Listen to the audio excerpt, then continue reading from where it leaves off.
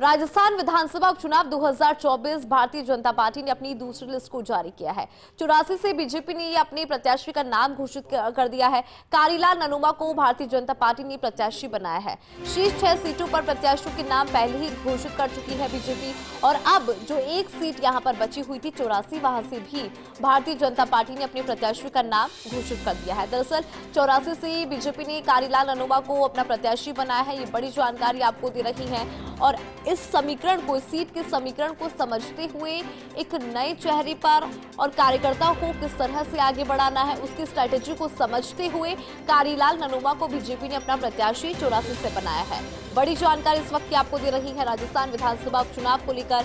आपको बता दें कि भारतीय जनता पार्टी की दूसरी लिस्ट है जिसके अंदर 84 से बीजेपी का जो प्रत्याशी है उनका नाम यहां पर सामने आया है।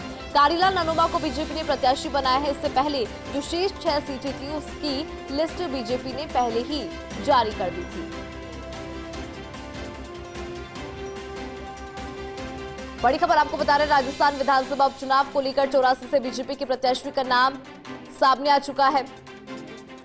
आपको जानकारी दे दें, 84 से बीजेपी ने कारीलाल ननुमा को प्रत्याशी बनाया है, उन्हें मैदान में उतारा है और शेष 6 सीटों पर बीजेपी पहले ही अपने प्रत्याशियों को मैदान में उतार चुकी है। उनके नाम का ऐलान पहले ही कर चुकी है। बहुत महत्वपूर्ण ये सीट और इस सीट को समझते हुए, इस सीट के समीकरण को समझते हुए,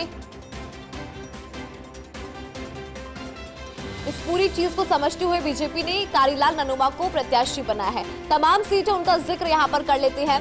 चाहे बात हम 84 की करें, कारीलाल ननुमा है बीजेपी के प्रत्याशी। महेश रोत पर दाव खेला है कांग्रेस पार्टी ने।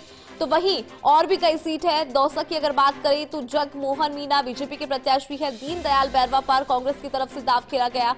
इसके अलावा झुंझुनू सीट से राजेंद्र बाबू बीजेपी के प्रत्याशी, अमित ओला कांग्रेस के प्रत्याशी हैं। ये वो तमाम सीटें जहां पर उपचुनाव होने हैं। कांग्रेस ने देवली उनियारा से केसी मीणा को प्रत्याशी बनाया है तो वहीं बीजेपी ने राजेंद्र गुर्जर पर दाव खेला है।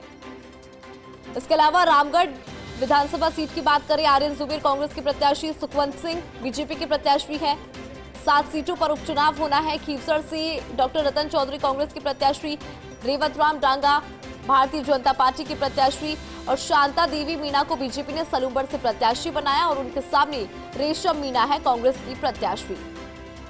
तो वहीं कारीलाल ननुमा का सीधा मुकाबला महेश रोत के साथ होगा क्योंकि महेश रोत कांग्रेस के प्रत्याशी है 84 विधानसभा सीट से।